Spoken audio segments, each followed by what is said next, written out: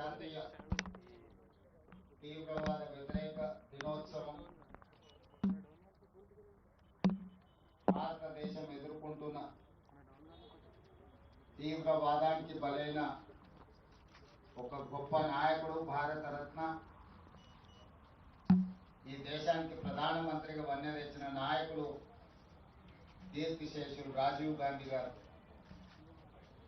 వారిని స్మరించుకోవడం, తీవ్రవాదం మీద పోరాటం చేయడం అనేది ప్రతి భారతీయుడి యొక్క లక్ష్యం. వారిచ్చిన స్ఫూర్తి, వారి నాయకత్వం ఈ భారతదేశానికి 21వ శతాబ్దానికి పునాదులు వేసింది. సాంకేతిక నైపుణ్యంతో పాటు ఆర్థిక సరళీకృత విధానాలకు ఆద్యం పోసి ఆర్థిక సరళీకృత విధానాలతో దేశాన్ని బలమైన ఆర్థిక దేశంగా నిలబెట్టడమే కాకుండా యువతకు 21 సంవత్సరాల ఓటు హక్కు ఉంటే వయస్సు తగ్గించి 18 సంవత్సరాలకి ఓటు హక్కు ఇచ్చి ఈ దేశంలో రాష్ట్ర ప్రభుత్వాలను, కేంద్ర ప్రభుత్వాలను ఏర్పాటు చేయడంలో యువతకు కీలకమైన బాధ్యతను అప్పచెప్పిన ఒక గొప్ప నాయకుడు రాజీవ్ గాంధీ గారు.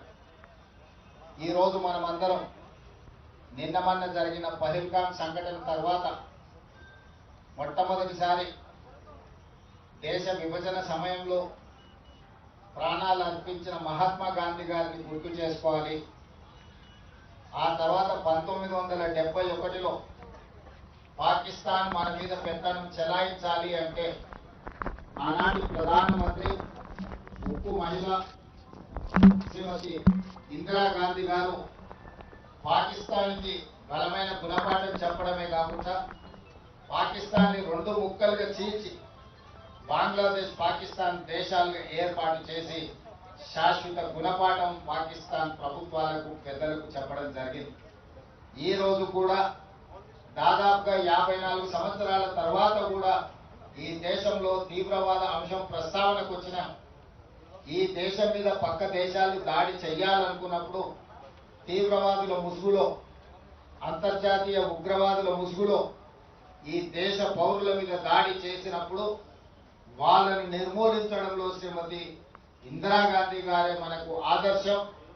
ఈనాడు మరొక్కసారి ఒక బలమైన నాయకత్వం, ఉక్కు మహిళను దేశ ప్రజలందరూ, దేశ ప్రజలే కాదు ప్రపంచం ఈరోజు వారిని గుర్తు చేసుకున్నారు.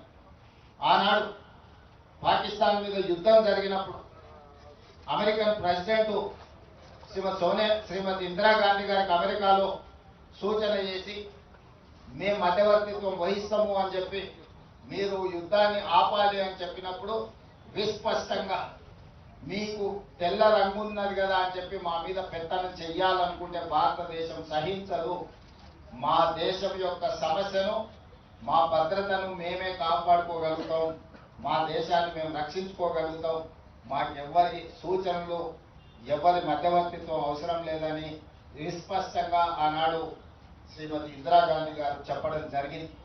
కానీ పహల్గామ్లో జరిగిన సంఘటనలు మీరు చూసి, మేమందరం అండగా నిలబడ్డాం కేంద్ర ప్రభుత్వానికి, ప్రధానమంత్రి గారికి సంపూర్ణంగా మా నాయకుడు మల్లికార్జున ఖర్గే గారు, మా లోక్సభలో ప్రధాన ప్రతిపక్ష నాయకుడు రాహుల్ గాంధీ గారు, సోనియా గాంధీ గారు, భారతదేశం మొత్తం కాంగ్రెస్ పార్టీ శ్రేణులు కేంద్ర ప్రభుత్వానికి అండగా నిలబడి మన వీర జవానులను, పాకిస్తాన్ మన మీద కాలు దువ్వుతే శాశ్వత గుణపాఠం చెప్పమని అండగా నిలబడ్డాం.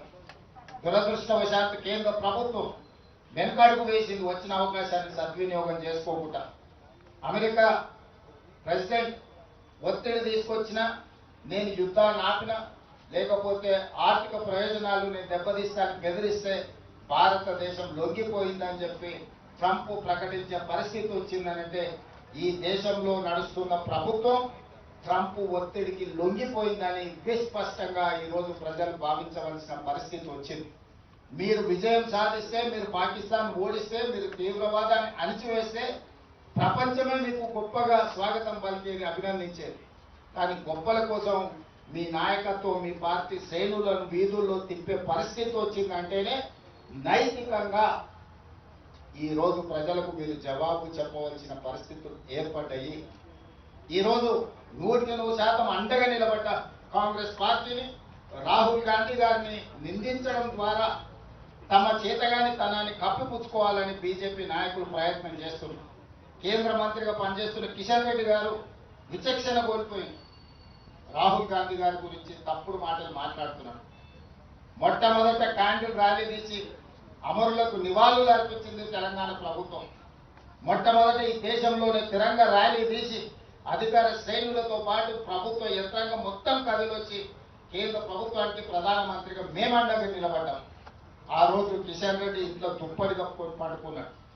కేంద్ర మంత్రిగా ప్రధానమంత్రిగా అండగా నిలబడాల్సిన కిషన్ రెడ్డి ఇంట్లో పడుకుంటే తెలంగాణ రాష్ట్ర ముఖ్యమంత్రిగా తెలంగాణ 4 కోట్ల ప్రజల తరఫున ప్రధానమంత్రి నరేంద్ర మోడీ గారికి కేంద్ర ప్రభుత్వానికి మన బలగాలకు మేము అండగా నిలబడి వేలాది మంది మేమున్నాం, నీకు తోడుగా నువ్వు యుద్ధం చెయ్యి అని నేను చెప్పినాం. ఆ రోజు కిషన్ రెడ్డికి అభినందించడానికి నోరు రాలేదు.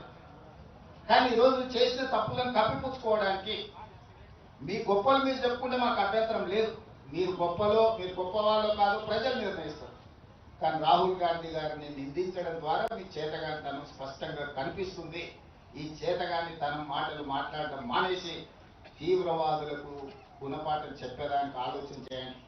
ఆ తీవ్రవాదాన్ని అణచివేయడంలో, దేశాన్ని సమగ్రతను కాపాడడంలో మహాత్మా గాంధీ గారు, శ్రీమతి ఇందిరాగాంధీ గారు, శ్రీ రాహుల్ గాంధీ గారు అసూలు బాసిలు.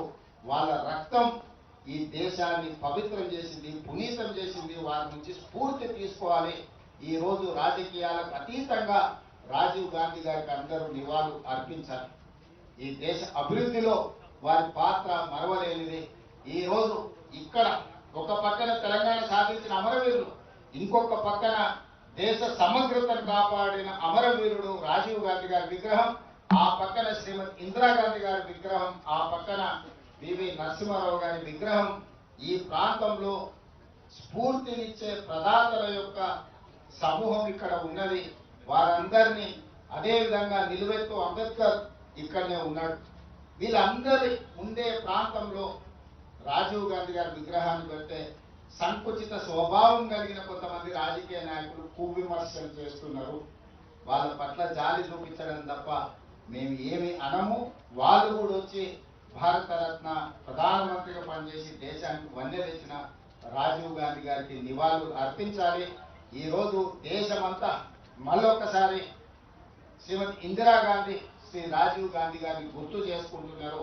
నిన్న మొన్న జరిగిన యుద్ధంలో మన పరిస్థితి ఎట్లున్నదో నేను ఎక్కువ మాట్లాడదలుచుకోలేదు. దేశ ప్రజలందరూ కూడా నిశితంగా గమనిస్తున్నారు.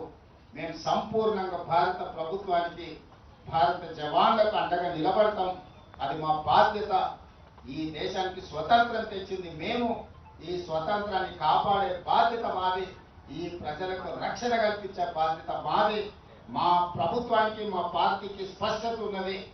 దేశ సమగ్రత విషయంలో మేము రాజకీయాల జోలికి వెళ్ళాం, రాజకీయాలు ప్రస్తావించాం.